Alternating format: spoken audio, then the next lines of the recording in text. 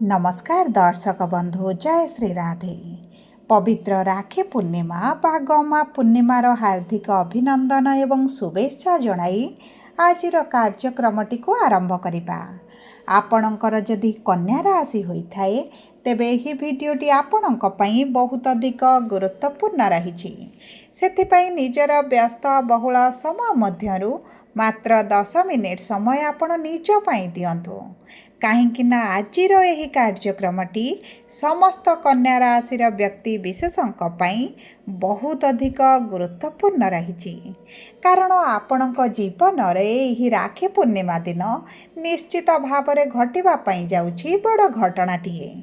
किंतु एही घटनाटी आपणक पई शुभदायक रहिबो ना अशुभदायक रहिबो एही भिडियो रे आपणकु आगकु जणाइबी।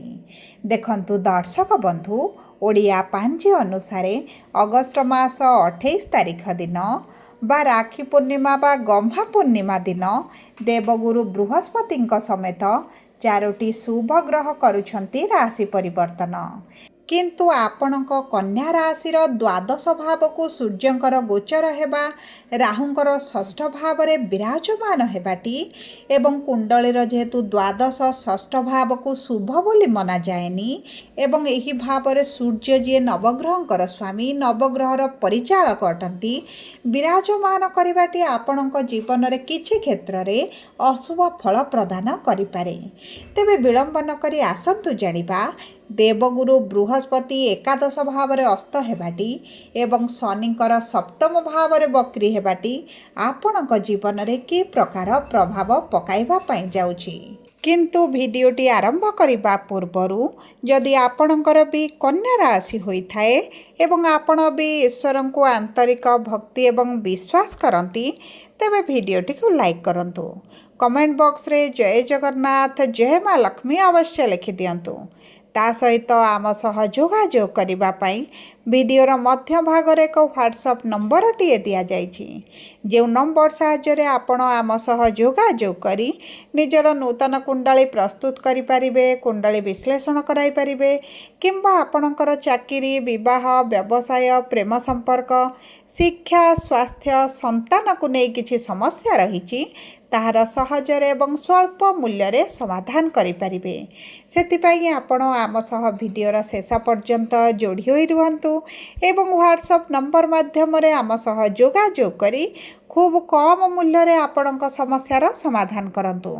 एबे आसंतु कार्यक्रमटी को आग को बढ़ाइबा एवं जानिबा एही राखी पूर्णिमा परठारु आपणक जीवन रे केउ क्षेत्र गुड़िकरे कि प्रकार परिवर्तन आसिबो।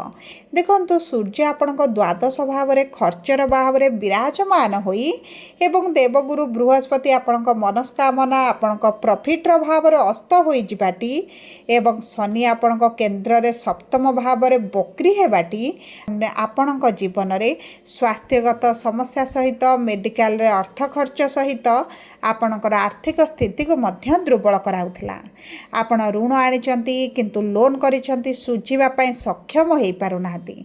आपणकर आय रहिछि किंतु व्ययटी बढ़ी जिबा कारणरू आपणकर सेविंग हेई पारुनी, आपण ऋण करज सुझि पारुनाहांती एवं ता सहित बहुत गुडी कन्या राशिर व्यक्ति विशेष मानकर चाकरी प्राप्ति पई बहुत अधिक समस्या देखा पड़ुछि। चाकरी प्राप्ति रे विलंब हेउछि, बारंबार चेष्टा करी विभिन्न स्थान रे अप्लाई करी मध्य आपणक चाकरी प्राप्त होई पारुनी एवं नियुक्ति रे बहुत गुडे समस्या आसुछि। अर्थर समस्याटी बढ़िबार लागिछि एवं विद्यार्थी मान तो शिक्षा क्षेत्र रे बहुत अधिक समस्या देखा पड़ुछि। आपणकर अଯଥା खर्च बढ़िबा सहित समाज रे मध्य मान सम्मान हानि होला भली आपण अनुभव करूछंती। संतान संतति को नहीं बहुत अधिक चिंतित रहउछंती। आपणक संतान प्राप्ति रे विलंब हेबा, संतान सुखरु वंचित हेबा सहित जो व्यक्ति माने व्यवसाय व्यापार वाणिज्य करूछंती से माने निश्चित भाव रे तांको व्यवसाय रे पूर्व अपेक्षा लॉस देखुछंती, मांदा परिस्थिति देखुछंती। आग भली आपणकर लाभ हेउ नाही, व्यापार वाणिज्य मध्य चालू नाही एवं आपणक प्रेम जीवन रे किछि ना किछि समस्या आसुची, कलह बढ़ुची, अଯଥାରେ दूरता बढ़ुची, तृतीय लोकक हस्तक्षेप मध्य बढ़ी चलीची। दाम्पत्य जीवन ପରିବାରରେ ତ ଛୋଟ କଥାକୁ ନେଇ ମନମାଳିନ ମତଭେଦ ମଧ୍ୟ ଚାଲିଛି। ବିବାହରେ ଆପଣ ବହୁତ ଅଧିକ ସମସ୍ୟା ଦେଖୁଛନ୍ତି। ତେବେ ଦେଖନ୍ତୁ, ଏହିଭଳି ଆପଣଙ୍କ ଜୀବନରେ ଯାହା ବି ସମସ୍ୟା ଚାଲିଛି ସେହି ସବୁ କ୍ଷେତ୍ରରେ ଆପଣ ଏହି ରାକ୍ଷୀ ପୂର୍ଣ୍ଣିମା ପରେ ନିଶ୍ଚିତ ଭାବରେ କିଛି ନା କିଛି ତ ଶୁଭ ପରିବର୍ତ୍ତନ ଦେଖିବା ପାଇଁ ଯାଉଛନ୍ତି। ତେବେ ସର୍ବପ୍ରଥମେ ଜାଣିବା ଉତ୍ତରା ଫାଲ୍ଗୁନୀ କନ୍ୟା ରାଶି 12/6 କନ୍ୟା ରାଶିର ବ୍ୟକ୍ତି ବିଶେଷମାନଙ୍କର ସୂର୍ଯ୍ୟ ହେଉଛନ୍ତି ନକ୍ଷତ୍ର ଅଧିପତି ଏବଂ ସୂର୍ଯ୍ୟ ବିରାଜମାନ ହୋଇଛନ୍ତି ଦ୍ୱାଦଶ ଭାବରେ। ମେଡ଼ିକାଲରେ ଖର୍ଚ୍ଚ ଆପଣଙ୍କର ବଢ଼ିବ। ଆପଣଙ୍କ ପ୍ରିୟ ପରିଜନମାନଙ୍କ ପାଇଁ ହେଉ କିମ୍ବା ଆପଣମାନଙ୍କ ପାଇଁ ହେଉ ଆପଣଙ୍କର ଖର୍ଚ୍ଚଟି ବଢ଼ିବ। କିନ୍ତୁ ଆପଣ ଏହି ସମୟ ମଧ୍ୟରେ ଯଦି ଆପଣଙ୍କ ବୈଦେଶିକ ମୁଦ୍ରା ରୋଜଗାର କରୁଛନ୍ତି ତେବେ ଆପଣଙ୍କର ରୋଜଗାରରେ ମଧ୍ୟ ବୃଦ୍ଧି ଘଟିବ। କିଛିଟା ଗୃହରେ ଶୁଭ କାର୍ଯ୍ୟ ମାଙ୍ଗଳିକ କାର୍ଯ୍ୟ ମଧ୍ୟ ଅନୁଷ୍ଠିତ ହୋଇପାରେ, ଯେଉଁ କାରଣରୁ ଆପଣଙ୍କର କିଛିଟା ଅର୍ଥ ଖର୍ଚ୍ଚ ହେବ। କିନ୍ତୁ ଏହି ଅର୍ଥ ଖର୍ଚ୍ଚଟି ଆପଣଙ୍କୁ ସନ୍ତୁଷ୍ଟି ପ୍ରଦାନ କରିବ। ଦୀର୍ଘ ଦିନର କିଛି କାର୍ଯ୍ୟ ପାଇଁ ମଧ୍ୟ ଆପଣ ଅର୍ଥ ଇନଭେଷ୍ଟ କରିପାରନ୍ତି। ସେହି କ୍ଷେତ୍ରରେ ମଧ୍ୟ ଆପଣଙ୍କୁ ଶୁଭାଶୁଭ ଫଳ ପ୍ରାପ୍ତି ହେବ। ତାହା ସହିତ ଦେଖନ୍ତୁ, ଦେବଗୁରୁ ବୃହସ୍ପତି ଏକାଦଶ ଭାବରେ ବିରାଜମାନ କରି ପଞ୍ଚମ ଭାବକୁ ସପ୍ତମ ଦୃଷ୍ଟି ପ୍ରଦାନ କରୁଛନ୍ତି। ସନ୍ତାନ ପ୍ରାପ୍ତିରେ ବିଳମ୍ବ ଦେଖୁଥିଲେ, ସନ୍ତାନ ସୁଖରୁ ବଞ୍ଚିତ ରହିଥିଲେ, ସେହି କ୍ଷେତ୍ରରେ ମଧ୍ୟ ଭାଗ୍ୟ ଆପଣଙ୍କର ବଳବାନ ହେବ। କିଛି ଗୁପ୍ତ ଶତ୍ରୁମାନେ ମଧ୍ୟ ଆପଣଙ୍କ ବିରୁଦ୍ଧରେ ଷଡ଼ଯନ୍ତ୍ର କରିପାରନ୍ତି, କିନ୍ତୁ ଆପଣଙ୍କର କୌଣସି ସମସ୍ୟା ହେବ ନାହିଁ। ଆପଣଙ୍କର ମଙ୍ଗଳ ଯେହେତୁ ଦଶମ ଭାବରେ ଅଛନ୍ତି, ଆପଣଙ୍କ କର୍ମକ୍ଷେତ୍ରରେ ଟିକେ ତର୍କ ବିତର୍କ ଭଳି ପରିସ୍ଥିତି ଦେଖିପାରନ୍ତି। ଉଚ୍ଚ ନିଚ ଭଳି ପରିସ୍ଥିତି ମଧ୍ୟ ଆସିପାରେ। କିମ୍ବା ଆପଣ ପରିବର୍ତ୍ତନ ପାଇଁ ଚାହୁଁଛନ୍ତି, ଚାକିରିରେ ଟ୍ରାନ୍ସଫର କରିବା ପାଇଁ ଚାହୁଁଛନ୍ତି, ସେହି ସବୁ କ୍ଷେତ୍ରରେ ଆପଣ କିଛିଟା ବିଳମ୍ବ ମଧ୍ୟ ଅନୁଭବ କରିପାରନ୍ତି।